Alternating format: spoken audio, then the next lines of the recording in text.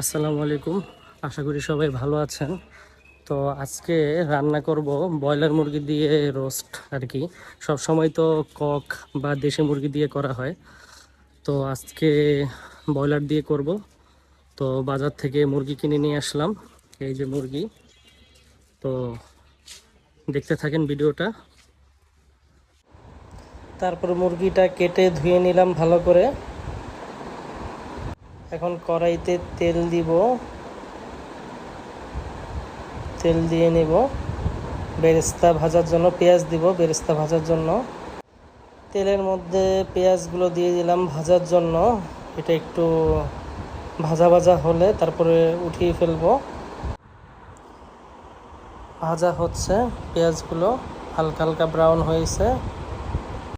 এখন পুরোপুরি ভাজা হয়ে গেছে, তো উঠিয়ে নিব। এখন তেলের মধ্যে মুরগিগুলো ভেজে নিব, যেহেতু ব্রয়লার মুরগি এই কারণে একটু ভাজা ভাজা হওয়াটাই ভালো, তাই ভেজে নেব সবগুলা মুরগি। তো ভাজা হয়ে গেছে, এখন উঠিয়ে ফেলবে। ভাজা শেষ।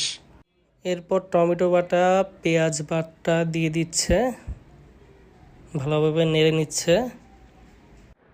তারপর আদা রসুন বাটা দিয়ে দিচ্ছে পরিমাণ মতো।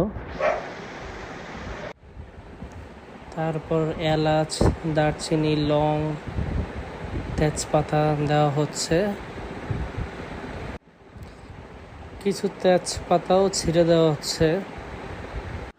তারপর দেওয়া হচ্ছে মরিচের গুঁড়া, স্বাদ মতো লবণ, নাড়া হচ্ছে। তারপরে যেটাকে বলে রোস্টের মশলা, সেটা দেওয়া হচ্ছে। সেটা দিয়ে নাড়ানো হচ্ছে ভালোভাবে। তারপর কিছু কাঁচা মরিচ দেওয়া হচ্ছে।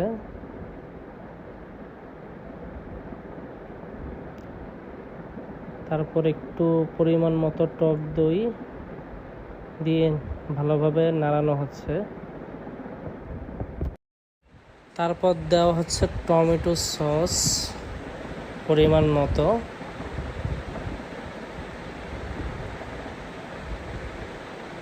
নাড়িয়ে নেওয়া হচ্ছে ভালোভাবে।